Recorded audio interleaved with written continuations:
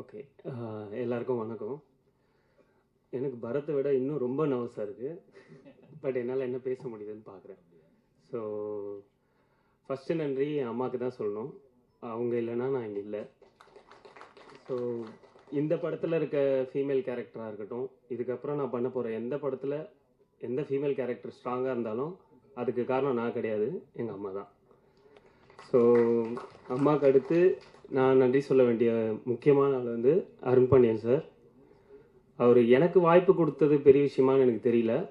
மொத்த டீமுக்கும் என்னை நம்பி நீ உன் டீமோட வா, நம்ம ஒரு படம் பண்ணுவோம் அப்படின்னு சொல்லி சொன்னது ரொம்ப பெரிய விஷயமா நான் பார்க்குறேன். எத்தனை ப்ரொடியூசர் அதை பண்ண முடியும்னு எனக்கு தெரியல. அவங்க மற்ற எல்லா டெக்னீஷியனுமே ஒரு ஒன் கால் அவே தான் இருக்குது. யார் கால் பண்ணி கூப்பிட்டாலும் வந்து பண்ண முடியும். ஆனாலும் என்னையும் என் டீமையும் நம்பி எல்லாருக்குமே ஒரு வாய்ப்பு கொடுத்தது ரொம்ப பெரிய விஷயம் சார். நான் கண்டிப்பாக அதுக்கு ரொம்ப கிரேட்ஃபுல்லாக இருப்பேன், மறக்க மாட்டேன். நீங்கள் தான் என்னோடய முதல் படத்தோட ப்ரொடியூசர். உங்ககிட்ட நான் நிறைய கற்றுட்டு இருந்திருக்கேன். நான் ஷார்ட் ஃபிலிம் பண்ணிவிட்டு நேராக படம் பண்ண வந்த ஆள், பெரிய அனுபவம் கிடையாது. அந்த நேரத்தில் ஒரு 45 வருஷ அனுபவம் உள்ள ஒரு ஆளோட ட்ராவல் பண்ணது வந்து நான் ரொம்ப பெரிய கிஃப்டாக நினைக்கிறேன். அதே நேரத்தில் அவர் அப்படி எனக்கு டிஸ்டன்ஸாக இருந்தாரான்னு கேட்டிங்கன்னா கண்டிப்பாக கிடையாது. இந்த பாஸ்ட் 2 இயர்ஸில் அவங்க பசங்களை விட என் கூட தான் ரொம்ப நேரம் இருந்தாருன்னு நான் ரொம்ப ஸ்ட்ராங்காக சொல்ல முடியும். ஸோ நிறைய டிஸ்கஸ் பண்ணியிருக்கோம். ரொம்ப நடிக்கவும் தெரியாது எனக்கு, நிறைய சண்டை போட்டிருக்கோம். ஆனால் அந்த சண்டை எல்லாமே வந்து படத்துக்காக மட்டும்தான் பண்ணியிருக்கோம். அதை தாண்டி வேறு எந்த விஷயமும் இருக்காது. அவருக்கும் படம் நல்லா வரணும், எனக்கும் இந்த படம் நல்லா வரணும். ஸோ 2 பேரும் டிஸ்கஸ் பண்ணி கடைசியில் ஒரு மிட்லைன் பிடிச்சி தான் அந்த படத்தை பண்ணியிருக்கோம். கண்டிப்பாக உங்களுக்கு ஒரு பெஸ்ட்டான ஒரு படமாக இருக்கும்னு நினைக்கிறேன். அடுத்து இந்த படம் ஆரம்பித்தது யார்கிட்ட இருந்துன்னா கீர்த்திக்கிட்ட இருந்து தான். கீர்த்திக்கிட்ட அது ரொம்ப சின்ன ஒரு கதையாக கொண்டு போய் ஃபஸ்ட்டு ஒரு ஷார்ட் ஃபிலிமாக தான் ஃபஸ்ட்டு சொன்னேன். அங்கேருந்து ஆரம்பித்தது தான். அப்பத்துலேருந்தே முதல்லேருந்தே இந்த கதையில் இருந்த ஒரு முக்கியமான கேரக்டர் தான் அந்த இந்திரான்ற ஒரு கேரக்டர் தான். என்னால் ரொம்ப ஸ்ட்ராங்காக சொல்ல முடியும். நான் கீர்த்தியை என்ன நினச்சி போய் இந்திரா கேரக்டர் சொன்னனோ அந்த இந்திராவாக தான் அவங்க இந்த கேரக்டராக தான் இந்த படத்தில் வாழ்ந்துருக்காங்க. அதுக்கு ரொம்ப தேங்க்ஸ். கண்டிப்பாக உங்கள் எல்லாருக்குமே அந்த இந்திரா கேரக்டர் உங்கள் மனசில் நிற்கும். நெக்ஸ்ட்டு அடுத்து ஆர்டிஸ்டாக பார்த்தீங்கன்னா பிரவீன் ராஜா, ஆதித்யா, உங்கள் எல்லாருக்குமே ரொம்ப நன்றி. நான் ஒரு ஃபஸ்ட் டைம் டைரக்டராக இருந்தாலும் என்னால் என்ன கன்வே பண்ண முடியுதோ அதை கன்வே பண்ணி முடிஞ்ச அளவுக்கு அவங்க கிட்டேருந்து நல்ல பர்ஃபார்மன்ஸ் ரெண்டர் பண்ணியிருக்கேன். மற்ற ஆக்டர்ஸ் எல்லாருக்குமே நான் ஓவராலாக சேர்த்து தேங்க்ஸ் சொல்லிக்கிறேன். என்னால் தனித்தனியாக சொன்னால் டைம் ஆகும். ஸோ இதை விட ரொம்ப முக்கியம் என்னோட டைரக்ஷன் டீம்.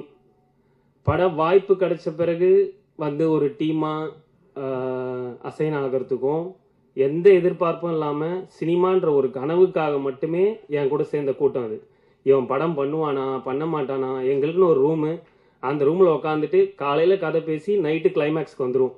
இப்படியே எவ்ரிடே ஒரு கதை பேசி நாங்களே அதில் அப்படியே சந்தோஷப்பட்டு ஒரு 100 படம் பண்ணியிருப்போன்னு வச்சுங்களேன். அதுலேருந்து வந்த டீம் தான் அது. அப்படி பட வாய்ப்பு கிடைச்ச பிறகு அந்த வாய்ப்பை எந்த விதத்துலையும் தப்பாக யூஸ் பண்ணிடக்கூடாதுன்னு எல்லாருமே ரொம்ப உழைச்சி பண்ணியிருக்கோம். கண்டிப்பாக இதோட கிரெடிட் எனக்கோ அருண் பாண்டியன் சாருக்கோ மட்டும் சொல்கிறதுல எந்த அர்த்தமும் இல்லை. இது ஹோல் டீமோட கிரெடிட் தான். அதை எங்கள் எல்லாரையும் கைட் பண்ணி கரெக்டாக கொண்டு போனது அருண் பாண்டியன் சார் தான் அதை பண்ணியிருக்காரு. அவரோட கைடன்ஸ்னால தான் எங்களால் இந்த படத்தை ஒரு பட்ஜெட்லேயும் எல்லாமே நல்லபடியாக பண்ண முடிஞ்சுது. தென் என்னோட மியூசிக் டைரக்டர் பரத். நானும் அவனும் ஃபார்மலாக பேசினதே இல்லை. ஸோ பரத் என்னோட ஷார்ட் ஃபிலிம்க்கு மியூசிக் பண்ண ஆள். அவர் யாருனே தெரியாது. அவரோட ஒரு 30 செகண்ட்ஸ் டீசர் ஒன்று பார்த்தேன்.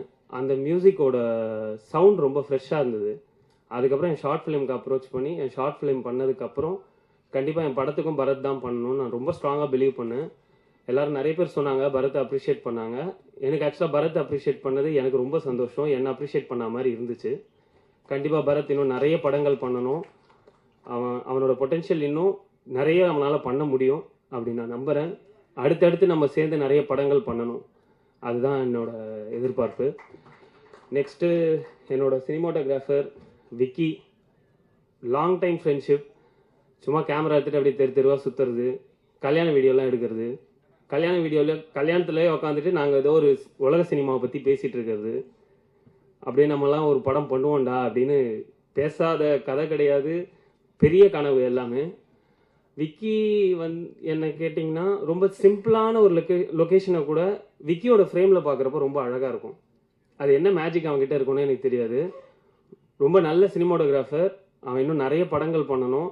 அவனோட கண்ணு வழியாக நான் நிறைய ஷார்ட்ஸ் நான் பார்க்கணும், நிறைய ஃப்ரேம்ஸ் பார்க்கணுன்னு நினைக்கிறேன். Vicky, long time to go. Next என்னோட படத்தோட எடிட்டர் திவேத்தியன், தேவா. யூஸ்வலாக நாங்கள் தேவான்னு தான் கால் பண்ணுவோம். ஆக்சுவலாக அவன் இந்த படத்துக்கு எடிட்டர் மட்டும் கிடையாது, இந்த படத்தில் மொத்தமே அவன் தான். அவன் பண்ணாத வேலையே கிடையாது. அவன் எடிட்டிங் பண்ணுவான். இது நீங்கள் வெளியில் பார்க்குற பேனர் டிசைன்லேருந்து எல்லாத்துலேயும் அவனோட கான்ட்ரிபியூஷன் இருக்கும். இது நம்ம படம்னு சொல்லி ஒரு வேலை தெரியலனாலும் போய் ஒரு நாளில் கற்றுட்டு வந்து அந்த வேலையை திருப்பி செய்வான். தேவா என்னோட ஒரு பெரிய சப்போர்ட்டு. அவனோட நான் நிறைய படங்கள் பண்ணணும்னு நினைக்கிறேன். சீக்கிரமே இந்த படம் ரிலீஸ் ஆனதுக்கப்புறம் அவனோட எடிட்டிங் பேசப்படும். கண்டிப்பாக அவனுக்கு நிறைய பட வாய்ப்புகள் வரும். Thanks Deva. Next overall cast and crew எல்லாருக்குமே தேங்க்ஸ். 2 பேர் எனக்கு ரொம்ப முக்கியமான ஆளுங்க. என்னென்னா, நான் பொய் சொல்ல விரும்பல, மற்றவங்களாம் அப்படியே நான் அவங்களோட ஃபேன் பாய், ரசிகன் அப்படின்லாம் சொல்கிறதுக்கெலாம் எனக்கு தெரியல. கண்டிப்பாக கார்த்திக் நேதா சாருக்கு நான் ஒரு ஃபேன் பாய் தான், இப்போவும் ரசிகனாக தான் இருக்கேன். தூரமாக இருந்தாலும் அந்த ரசிகனாகவே இருக்கணும்னு தான் நினைக்கிறேன். அவர் முதல் வாட்டி போய் மீட் பண்ணப்போ அந்த படத்தை தாண்டி எனக்கு அவரை நேரில் பார்க்கணும், அவரோட வார்த்தைகள் அதெல்லாம் எங்கேருந்து வருது, எப்படி இவர் இப்படி யோசிக்கிறாரு, எப்படி இப்படி எழுதுறாருன்னு தெரிஞ்சுக்கணும் தான் நான் போனேன். அவர் ஒத்துக்கலனாலும் பரவாயில்ல, ஒரு வாட்டி மீட் பண்ணிட்டு வந்துடுவோம். ஆனால் அவர் ரொம்ப அழகான ஒரு பாட்டு கொடுத்தாரு. ரொம்ப அழகான ஒரு 2 வார்த்தை, இதுவரையும் யாருமே கேட்காத ஒரு வார்த்தை, மெல்லாலி மெல்லாலின்னு ஒரு 2 வார்த்தையை கொடுத்துருக்காரு. அந்த பாட்டும் ரொம்ப அழகான ஆழமான ஒரு பாட்டு. Thank you sir. அடுத்து என்னோட இன்னொரு லிரிசிஸ்ட், அவர்கிட்ட இருக்கிற மாதிரி ஃபார்மல்லாம் கிடையாது, அவர் எனக்கு அப்படியே தோஸ்து மாதிரி, மோகன்ராஜன். அவரோட பாடல் வரி மாதிரியே அவரும் ரொம்ப எளிமையானவர். ரொம்ப எளிமையாகவும் அழகாகவும் எப்படி பாட்டு எழுத முடியுன்றது அவர்கிட்ட எனக்கு ரொம்ப பிடிச்ச விஷயம். இவங்க 2 பேர் கூடவுமே அடுத்தடுத்து நிறைய படங்கள் பண்ணணும்னு நினைக்கிறேன். Thank you brother.